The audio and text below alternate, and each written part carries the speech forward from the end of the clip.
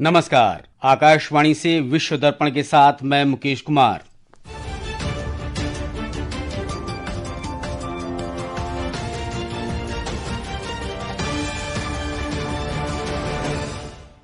BRICS देशों के विदेश मंत्रियों की 2 दिवसीय बैठक आज से नई दिल्ली में शुरू।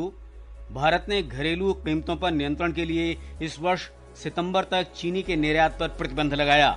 अमेरिका के राष्ट्रपति डोनाल्ड ट्रंप और चीन के राष्ट्रपति शी चिनफिंग की बातचीत पेचिंग में जारी। और रूस ने शांति वार्ता के बीच यूक्रेन पर 800 ड्रोन दागे।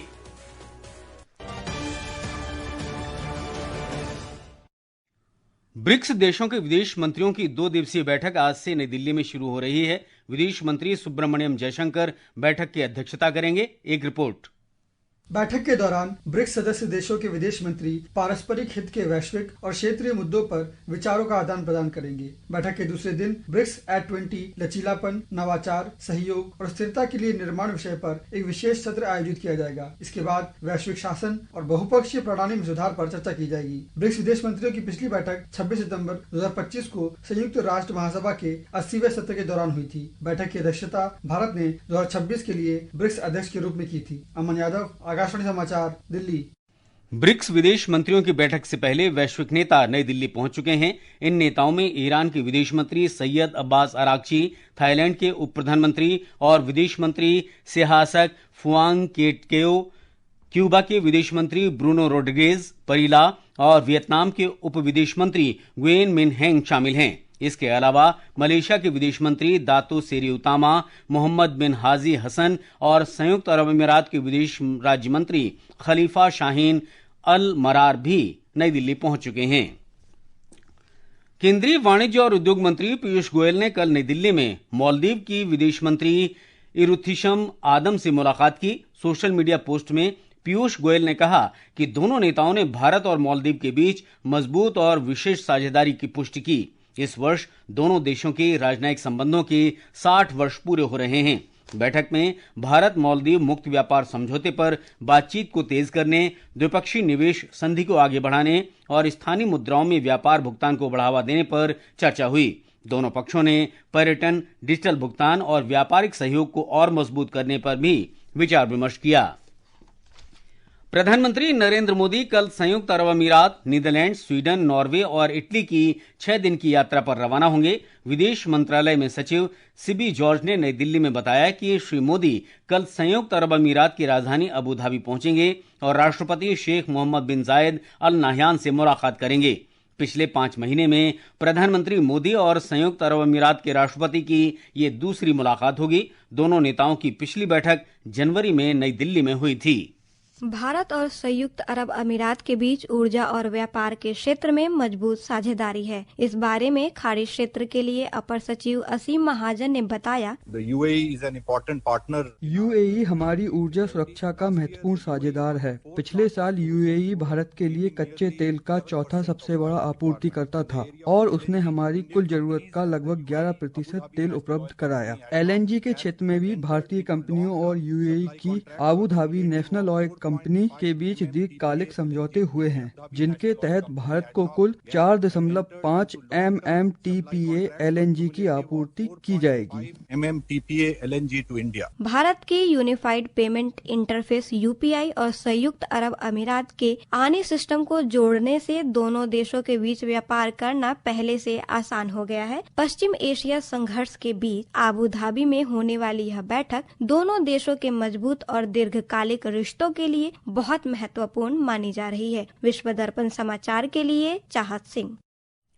सरकार ने घरेलू कीमतों पर नियंत्रण के लिए इस वर्ष सितंबर या अगले आदेश तक चीनी के निर्यात पर तत्काल प्रभाव से प्रतिबंध लगा दिया है। वाणिज्य और उद्योग मंत्रालय के अंतर्गत विदेश व्यापार महानिदेशालय ने ये जानकारी दी। ये प्रतिबंध यूरोपीय संघ और अमेरिका को CXL तथा TRQ कोटा, अग्रिम प्राधिकरण योजना और अन्य देशों की खाद्य सुरक्षा आवश्यकताओं को पूरा करने के लिए निर्यात की जा रही चीनी पर लागू नहीं होगा। निर्यात प्रक्रिया में पहले से मौजूद खेपों को भी छूट दी गई है। विश्व दर्पण समाचार आकाशवाणी से प्रसारित किए जा रहे हैं। ताजा समाचार जानने के लिए आप हमारे social media handle X@AIR news Hindi को फॉलो कर सकते हैं। विश्व दर्पण में आपका फिर स्वागत है। अमेरिका के राष्ट्रपति डोनाल्ड ट्रंप ने पेचिंग के great hall of the people में चीन के राष्ट्रपति शी चिनफिंग के साथ शिखर वार्ता शुरू कर दी है। इस महत्वपूर्ण बैठक के आरंभ में चीन के राष्ट्रपति शी चिनफिंग ने कहा कि दोनों देशों को एक दूसरे का सहयोगी होना चाहिए, प्रतिद्वंदी नहीं। शी चिनफिंग ने आशा व्यक्त की कि अमेरिकी राष्ट्रपति के साथ बातचीत से आपसी मतभेद दूर होंगे और दोनों देशों के संबंध इस वर्ष नई ऊंचाइयों पर पहुंचेंगे। श्री ट्रंप ने चीन के राष्ट्रपति को महान नेता बताया। श्री ट्रंप ने आशा व्यक्त की कि इस यात्रा से दोनों देशों के संबंध पहले से कहीं अधिक बेहतर होंगे। I really look very much forward to our discussion. It's a big discussion. There are those that say this is maybe the biggest summit ever. They can never remember anything like it. I can say in the United States, people aren't talking about anything else. But it's an honor to be with you. It's an honor to be your friend. And the relationship between China and the USA is going to be better than ever before.